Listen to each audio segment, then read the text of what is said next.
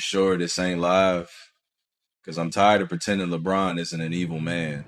They say playing with LeBron James is the ultimate opportunity in the NBA, championships, fame, and a legacy that lasts forever. But some players believe there's another side to that story. Because once you enter LeBron's orbit, everything tends to revolve around him. The offense, the leadership, the media narratives, and often the credit as well. Over the years, several players have quietly chosen to step away from that environment and build their own paths. One of the most famous examples came in 2019 when Kawhi Leonard shocked the basketball world. After leading the Toronto Raptors to their first championship and winning Finals MVP, Kawhi had the option to join the Los Angeles Lakers and form a super team with LeBron and Anthony Davis. Instead, he chose independence, joining the Los Angeles Clippers alongside Paul George, so he could lead his own team rather than become part of someone else's system. I like MJ. MJ or LeBron? Mike. LeBron or Kobe? Kobe. Then there's Nikola Jokic of the Denver Nuggets, a superstar who seems completely uninterested in the fame-driven side of the NBA. While many stars spend their off-seasons in glamorous cities and brand events, Jokic prefers returning to his hometown in Serbia, where he spends time with family and even raises racehorses.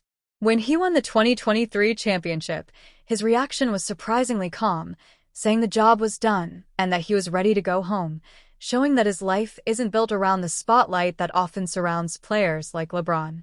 Another major story involves Kyrie Irving, who was once the face of the Cleveland Cavaliers before LeBron returned to the team in 2014. Together, they won the historic 2016 championship, highlighted by Kyrie's iconic game-winning three-pointer. But by 2017, Irving surprised the league by requesting a trade. And now you are an NBA champion, Nikola. How does that feel? It's good. It's good. The job is done. We can go home now. Congratulations, Mike. Choosing to leave a championship roster so he could define his own career outside LeBron's shadow. Not every player avoided LeBron quietly, though.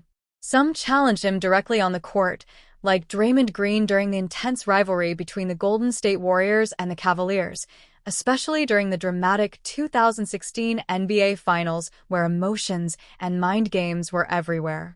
Years later, younger players such as Dillon Brooks showed a similar attitude by openly criticizing LeBron before playoff matchups, signaling that the new generation isn't automatically intimidated by his reputation. One of the strangest and most memorable moments came in the 2014 Eastern Conference Finals, when Lance Stephenson leaned toward LeBron during a game and literally blew air in his ear. A bizarre but unforgettable moment that instantly went viral and symbolized the intense psychological battles happening on the court. Finally, there's the controversial case of Enes Kanter Freedom, who publicly criticized the NBA's relationship with China and spoke out about political issues, while LeBron chose not to comment on the topic due to business concerns. Soon after, Kanter struggled to remain on an NBA roster, leading many fans to debate whether speaking out cost him opportunities in the league. No one feared playing him the way that they feared some other stars. That's the truth. Hear people talk and they be like, yo, Jordan, it was a fear. Like, they call him Jesus. When you look at all these stories together, from Kawhi building his own team, to Jokic avoiding the spotlight, to Kyrie leaving a championship partnership, it becomes clear that while LeBron's influence in the NBA is enormous, not every player wants to be part of that world. Some stars would rather create their own legacy, even if it means walking away from the biggest spotlight in basketball, which raises one final question for the future of the league. Who will be the next player to step outside the LeBron orbit and build a path entirely on their own terms? Yeah. Exactly. Who are you? Who are you? Like, what have you done? Right. Prove yourself first. Waste of time. I had no idea, man. I found out that Bron was coming back like the rest of you guys.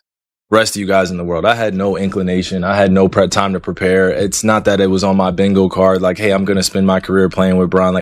Not someone whose presence would dictate every single thing. Because let's be honest, if Kawhi had gone to the Lakers and won titles with LeBron, those rings would have lived under LeBron's legacy first, and Kawhi had just delivered one of the greatest single-season runs ever. He wasn't about to turn it into a footnote, so when people say Kawhi chose the Clippers, that's only half the truth. What he really chose was distance. distance from the non-stop coverage and the pressure to adjust his game, his voice, and his presence around one man. He made a decision so firm that even with all his tactics and dark connections in the NBA, LeBron couldn't pull him in, even at the peak of his value. And that's the part that rattled people the most. But if you thought Kawhi Leonard was the only superstar who dodged the LeBron orbit, you haven't met the quietest MVP the NBA has ever seen. The Joker isn't just a great basketball player. He's the kind of guy who would rather ride horses and sip coffee in a small Serbian town than ever be part of LeBron's media machine.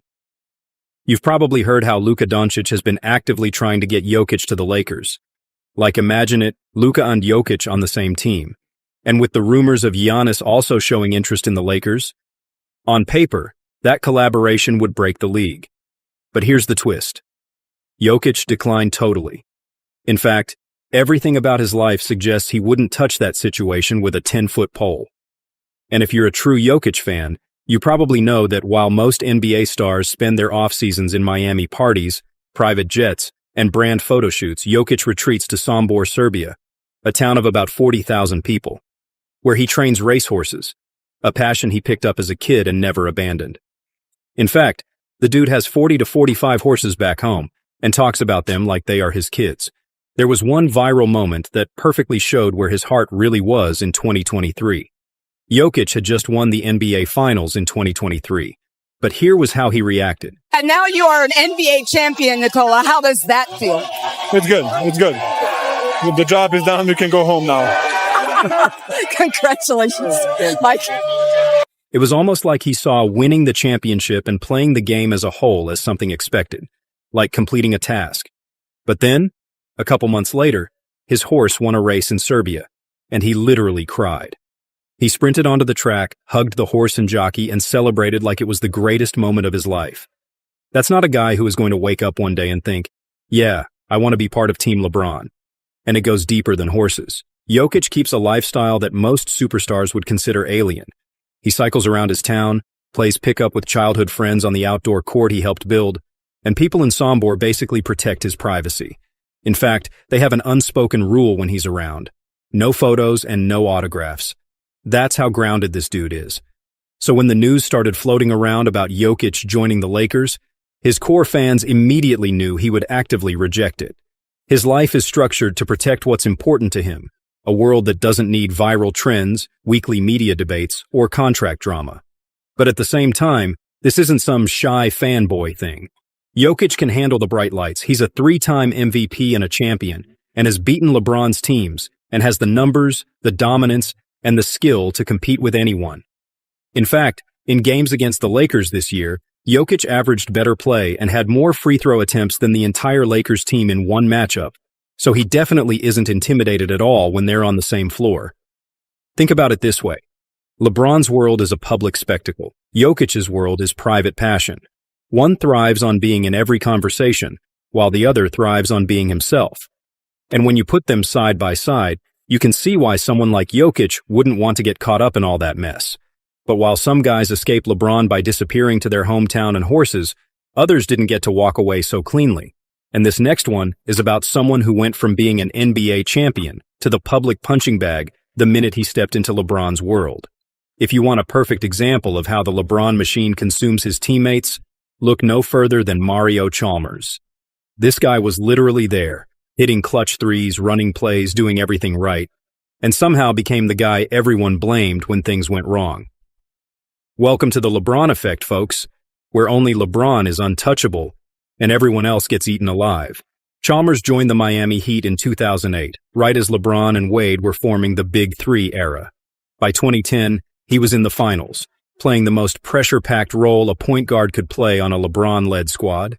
And yes, he had his moments, like when he hit that iconic corner three in Game 4 of the 2012 finals that helped swing the series. But here's the thing.